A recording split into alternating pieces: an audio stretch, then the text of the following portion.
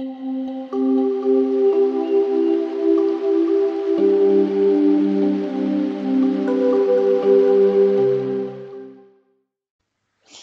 julle, ek wil vandag 'n bietjie met julle gesels oor iets wat vir my nogal redelik interessant was um, in my lewe en iets wat ek geleer het redelik vroeg in my lewe.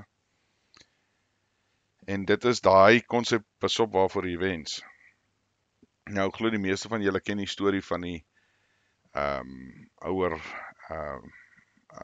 hoe kan 'n mens nou sê nie sê ouer mense nie. Groot mense, kom ons sê so.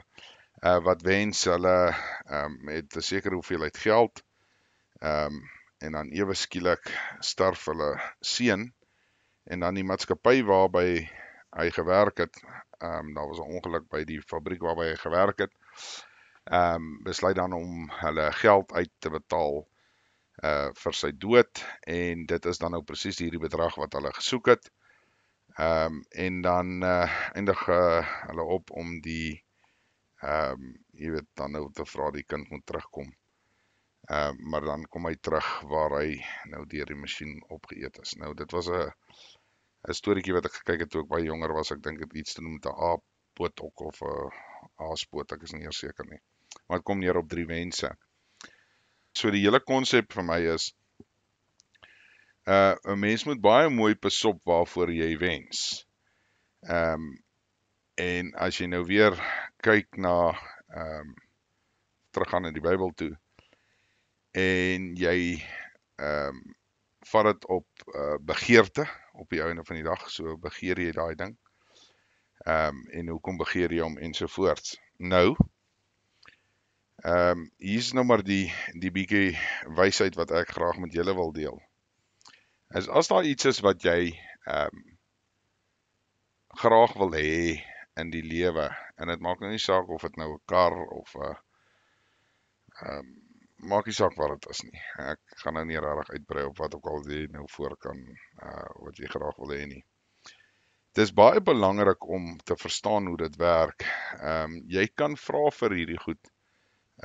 En soos wat dit nou maar in die boek ook staan, jy kan die Vader vra en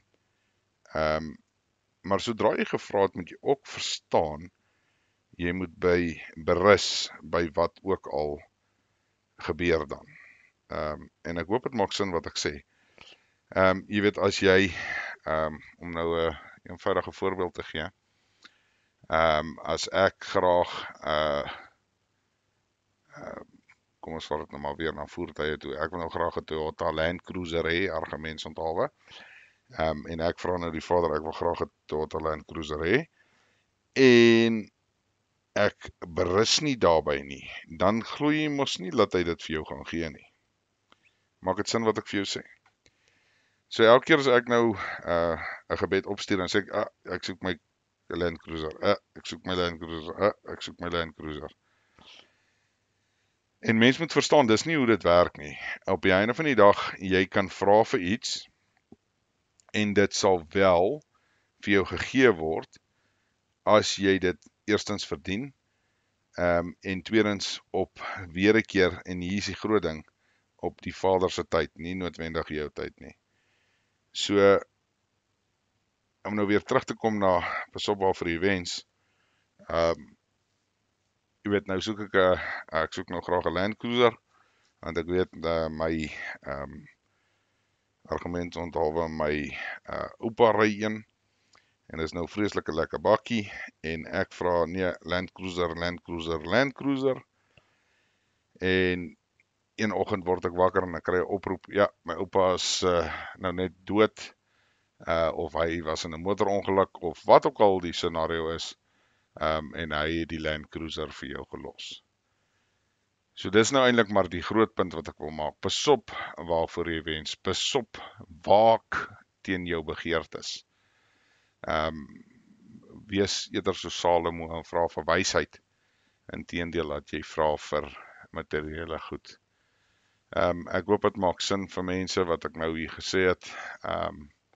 As dit nie doen nie, mense, julle weet julle is welkom om my te kontak. En ek hoop dit help iemand ergens, net om te besef, dat ons moet meer begin fokus om die pad saam met die Vader te stap, om wysheid te hê.